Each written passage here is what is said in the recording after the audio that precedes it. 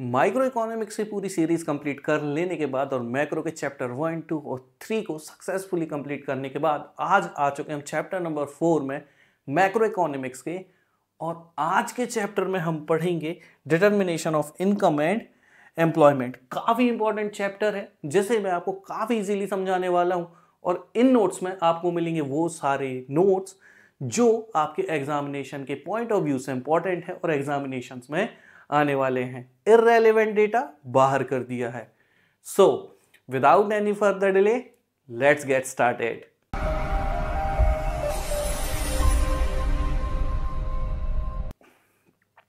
Micro economics और macro economics में बार बार पढ़ा गया शब्द इक्विलिब्रियम यहां भी आ चुका है, लेकिन यहां पर इसकी जो स्टडी है ये शॉर्ट रन इक्विलिब्रियम आउटपुट को दिखाती है।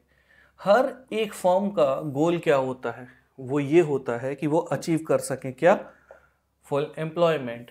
सो इक्विलिब्रियम एक ऐसा पॉइंट होता है जहां पर इनकम, आउटपुट मतलब उनका प्रोडक्शन और एम्प्लॉयमेंट उस पॉइंट में आ जाए जहां पर एग्रीगेट डिमांड और एग्रीगेट सप्लाई एक दूसरे के इक्वल हो।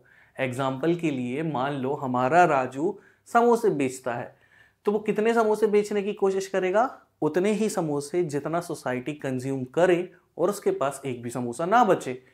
तो यहाँ पर डिमांड मान लेते हैं 50 समोसों की अगर होगी तो वो भी कोशिश करेगा कि सप्लाई कितने समोसों की जाए, 50 समोसों की जाए। इसके बाद समझेंगे एम्प्लॉयमेंट के कुछ कॉन्सेप्ट। इसमें पहला टाइप जो है वो है इनवॉलेंटरी अनएम्प्लॉयमेंट। ये वो सिचुएशन होती है जहां पर लोग काम करने के इच्छुक तो होते हैं बट उन्हें किसी भी तरीके का काम नहीं मिलता।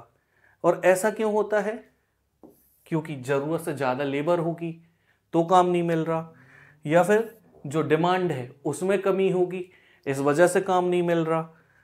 तो यहां एक ऐसी सिचुएशन होती है जहां पर लोगों को या तो काम नहीं मिलता डिमांड की कमी की वजह से, या जरूरत से सप्लाई ज्यादा होने की वजह से।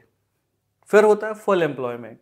ये वो सिचुएशन होती है, नाउ रिमेंबर, ये वो सिचुएशन होती है जहां पर वो लोग जो काम करने में सक्षम हैं प्लस काम करना चाहते हैं। ऐसा नहीं कि काम करने की इच्छा है शरीर चल नहीं रहा है ना, या शरीर चल नहीं रहा काम करने की इच्छा है। नहीं जी, शरीर चलना भी चाहिए, काम करने की इच्छा भी होनी चाहिए।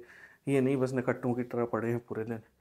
ओके, तो यहां पर हम बात कर रहे थे फुल एम्प्लॉयमेंट की, जहां पर वो लोग जो काम करने के इच्छुक भी हैं और जिन्हें काम मिल भी रहा है बिना किसी डिफिकल्टी के। ये वो सिचुएशन होती है जो कहलाती है कौन सी सिचुएशन, फुल एम्प्लॉयमेंट की, जहां पर लेबर खुश, काम भी मिल रहा है, जो एग्जिस्टिंग वेज रेट है उसमें खुश भी है कि अरे वाह कमाई अच्छी है। So this is the situation where demand of labour is equal to supply of labour. तो हमारा अगला पॉइंट ये कहता है कि जो सिचुएशन होती है फुल एम्प्लॉयमेंट की, इसका मतलब ये नहीं होता कि वहां पर जीरो अनएम्प्लॉयमेंट है। पूरा रोजगार है लेकिन बेरोजगारी जीरो है। सिंपल शब्दों में देखो, इकोनॉमी में लोग चाहे जितने भी हों, छोटे छोटे ऐसे फैक्टर होते हैं जो थोड़ा बहुत अनएम्प्लॉयमेंट ले आते हैं। इस वजह से अनएम्प्लॉयमेंट कभी भी जीरो नहीं हो सकता। और वो कौन कौन से ऐसे पॉइंट हैं जो फुल एम्प्लॉयमेंट होने के बाद भी कहीं ना कहीं अनएम्प्लॉयमेंट को लेकर आ जाते हैं। तो उन पॉइंट्स में पहला आता है वॉलेंटरी अनएम्प्लॉयमेंट। ऐसे लोग जो काम करने में सक्षम हैं बट काम करना नहीं चाहते। कारण कुछ भी हो सकता है कि उनको जो वेजेस मिल रहे हो, सैलरी मिल रही हो, उससे खुश ना हो, एक कारण ये हो सकता है। दूसरा फ्रिक्शनल अनएम्प्लॉयमेंट। फ्रिक्शनल अनएम्प्लॉयमेंट का मतलब ये होता है एक व्यक्ति जो अभी फर्म ए में काम कर रहा है, उसे ऑफर आता है कि वो जा सकता है फर्म बी में काम करने के लिए, और वो जाता भी है। लेकिन ऐसा तो है नहीं कि संडे को ऑफिस ए से छुटकारा मिला और मंडे को ऑफिस बी में पहुंच गए। कुछ समय के लिए बीच में, भले एक दिन के लिए, मैं कहता हूं 1 घंटे के लिए भी बेरोजगार तो होगा ना। तो ऐसी बेरोजगारी को बोला जाता है क्या, फ्रिक्शनल अनएम्प्लॉयमेंट। फिर आता है सीजनल अनएम्प्लॉयमेंट। अब ये जो एम्प्लॉयमेंट होता है, अनएम्प्लॉयमेंट, ये आता है किसकी वजह से? जब भी बदलाव आता है, किसमें? लोगों के फैशन में, लोगों के टेस्ट में, या सीजन में। एग्जाम्पल के लिए कोई अम्ब्रेला बनाता है तो सीधी बात है ठंड में वो बेरोजगार हो जाएगा। कोई कंपनी कपड़े बनाती है और वो कपड़े आउट ऑफ फैशन हो गए तो वहाँ भी अनएम्प्लॉयमेंट आ गया। कुछ खाने की डिश ट्रेंडिंग थी लेकिन अचानक से लोगों को पता चला ओहो इससे तो कैंसर होता है, जैसे आजकल हर डिश में वैसे भी बोल देते हैं, लेकिन इसका मतलब ये नहीं कुछ भी खा लो, है ना। घर का खाना सबसे अच्छा होता है। अनफॉर्चुनेटली अगर आपको नहीं मिल पा रहा है तो कोशिश करें कि लेस ऑयली खाना खाएं, राइट। खैर ये ज्ञान की बात है, दुनिया देती रहेगी, मैं अपने मुद्दे की बात करता हूँ। तो ऐसी सिचुएशन क्या होती हैं, लेकर आती हैं सीजनल अनएम्प्लॉयमेंट। देन कम्स जो तीसरा टाइप है, अंडर एम्प्लॉयमेंट। ये जो टाइप ऑफ एम्प्लॉयमेंट है इसका मतलब ये होता है कि जब सारे रिसोर्सेज पूरी तरीके से एम्प्लॉयड ना हो तो यहां पर आ जाता है अंडर एम्प्लॉयमेंट, और ये कई बार आ जाता है बिकॉज ऑफ एक्सेस पॉपुलेशन। एक देश में, मतलब हमारा भारत भी उसी एग्जाम्पल में आता है, एक देश में रोजगार मिल सकता है 1 लाख लोगों को, लेकिन काम करने के लिए 1,50,000 लोग बैठे हुए हैं। तो ऐसी सिचुएशन में क्या होगा? ऐसी सिचुएशन में ये होगा कि या तो 50,000 लोग बेरोजगार हो जाएंगे, तो भी क्या हुआ, हमारे जो रिसोर्सेज हैं, दैट इज जो मैन पावर है वो भी तो एक रिसोर्स है, वो आइडल हो जाएगा। या फिर दूसरी सिचुएशन ये है कि वो 1 लाख लोगों की जगह पर 1.5 लाख लोगों को काम पे लगाएंगे, तो भी वो जबरदस्ती का काम हो जाएगा। क्यों? क्योंकि एफिशिएंसी से काम कर नहीं पाएंगे। तो भी बात वहीं आ जाती है, कहां पर? अंडर एम्प्लॉयमेंट में। तो हमारा अगला टॉपिक है एक्सेस डिमांड। एक्सेस डिमांड सुन के ही समझ में आ रहा है कि जो डिमांड है वो ज्यादा है।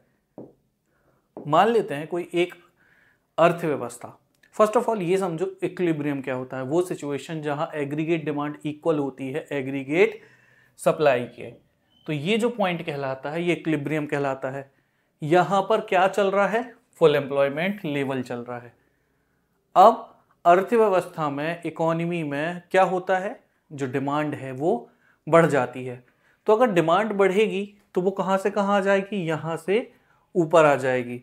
और आप खुद सोच के देखो, जहां एक अर्थव्यवस्था में डिमांड होनी चाहिए थी 100, वहां अगर अचानक से 120 की डिमांड हो जाए तो ऐसी सिचुएशन में क्या होगा? तो यहां पर एक्सेस डिमांड के कारण क्या होंगे? उस अर्थव्यवस्था में, इकोनॉमी में रहने वाले जो लोग हैं, जो घर हैं, उन्होंने अपना खर्चा बढ़ा दिया होगा, या फिर जो पहले वो जो पैसे ज़्यादा सेव करते थे अब कम सेव कर रहे होंगे। इसके अलावा एक कारण और क्या निकल के आता है? ये निकल के आता है कि वहाँ पर जो प्राइवेट इन्वेस्टमेंट है वो बढ़ गया होगा, इस वजह से वहाँ पर डिमांड बढ़ गई। जो सरकार है उसने ज़्यादा खर्च करना शुरू कर दिया इकोनॉमी में, इस वजह से डिमांड बढ़ गई। वहाँ पर जो एक्सपोर्ट हैं वो बढ़ गए होंगे, या फिर जो इंपोर्ट हैं वो घट गए होंगे। वहाँ पर डेफिसिट फाइनेंसिंग हुई होगी। अब डेफिसिट फाइनेंसिंग क्या होती है? डेफिसिट फाइनेंसिंग वो सिचुएशन होती है जब गवर्नमेंट कुछ पैसा बोरो करती है उस शॉर्ट फॉल को कवर करने के लिए, गैप को कवर करने के लिए जो उन्हें बजट में देखने के लिए मिला है। गैप गवर्नमेंट जो उधार लेके पूरा करे उसे ही बोलते हैं डेफिसिट फाइनेंसिंग। इसके बाद एक कारण और ये भी हो सकता है कि जो गवर्नमेंट है उसने टैक्स कम कर दिए हों, और टैक्स के कम हो जाने की वजह से वहां पर जो लोग हैं वो ज्यादा से ज्यादा पैसा खर्च करने लग गए हों। इसका इम्पैक्ट क्या देखने मिलेगा? तो इम्पैक्ट देखने के लिए ये समझो कि क्या वहां पर जो 100 का आउटपुट था वो बढ़ा? तो नहीं बढ़ा, आउटपुट उतना ही था। जब आउटपुट 100 का 100 है तो वहां पर जो लोग काम कर रहे होंगे, जिनको रोजगार मिला होगा, क्या उसमें बढ़ोतरी हुई होगी? नहीं हुई होगी। क्यों? क्योंकि आउटपुट नहीं बढ़ा। बट सिर्फ एक असर ये देखने मिला कि वहां पर जो प्राइस हैं वो काफी ज्यादा तेजी से बढ़ गए होंगे। तो वहां पर क्या देखने मिला आपको? Rise in price. इसका मतलब है कि जब डिमांड बढ़ जाती है तो प्राइसेस भी बढ़ जाते हैं। Next, deficient demand. ये वो सिचुएशन होती है जहां पर इक्विलिब्रियम से नीचे डिमांड पहुंच जाती है। कहने का मतलब जहां पर डिमांड 100 की होनी चाहिए वहां पर डिमांड कितने की हो जाती है, 80 की हो जाती है। और इसका कारण क्या हो सकता है? यही कि लोग पैसा बचाने लग गए होंगे, जितना पैसा वो खर्च करते थे वो उतना खर्च नहीं कर रहे होंगे, या सेविंग बढ़ा दी होगी, प्राइवेट इन्वेस्टमेंट घट गए होंगे, गवर्नमेंट जो है उन्होंने अपना एक्सपेंडिचर कम कर दिया होगा, या फिर जो एक्सपोर्ट है, एक्सपोर्ट करने से क्या होता है, कमाई होती है, कमाई नहीं हो रही ना, तो फॉल इन एक्सपोर्ट होगा, या इंपोर्ट क्या है, खर्चा है, बढ़ गया होगा, या गवर्नमेंट ने जो टैक्स है वो बढ़ा दिया होगा। डेफिशिएंट डिमांड, ये सिचुएशन ऐसी होती है कि कभी भी किसी भी देश में नहीं होनी चाहिए, क्योंकि डिमांड का बढ़ जाना तो ठीक है, वहाँ आउटपुट में फ़र्क नहीं पड़ा, वहाँ एम्प्लॉयमेंट में फ़र्क नहीं पड़ा, सिर्फ प्राइस में फ़र्क पड़ा, लेकिन यहाँ सोचो कि लोगों ने कंज्यूम करना कम कर दिया, तो ऐसी सिचुएशन में क्या होगा, लोग अपनी इन्वेंट्री को बचाएंगे, 100 से गिरा कर कितना कर देंगे, 80 करेंगे, तो यहाँ पर इन्वेंट्री स्टॉक बढ़ेगा, जिसकी वजह से आउटपुट को कम करना पड़ेगा, लोगों को जो रोजगार दिया गया था वो छीना जाएगा। क्यों? क्योंकि जब डिमांड कम हो गई है मार्केट में, तो लोगों को रोजगार देने के बाद उन्हें सैलरीज कहाँ से दी जाएंगी। फिर आता है effect on general price level, क्योंकि बिक्री नहीं हो रही है तो जो प्राइजेज हैं उसमें भी हमें गिरावट देखने के लिए मिल जाएगी, मतलब डिमांड के गिर जाने की वजह से जो प्राइजेज हैं उसमें भी गिरावट देखने के लिए मिलती है। So this is it guys, this is the end of the chapter. हमने ये चैप्टर सक्सेसफुली कंप्लीट कर लिया है। मैं बहुत जल्दी ही मिलूंगा आपसे अगले वीडियो में, जहां पर हम चैप्टर 5 मनी एंड बैंकिंग को कंप्लीट कर रहे होंगे, वो सारे इंपॉर्टेंट पॉइंट्स जो एग्जामिनेशन में आते हैं। तब तक के लिए बने रहिए हमारे साथ। My name is Manav, signing off. जय हिंद।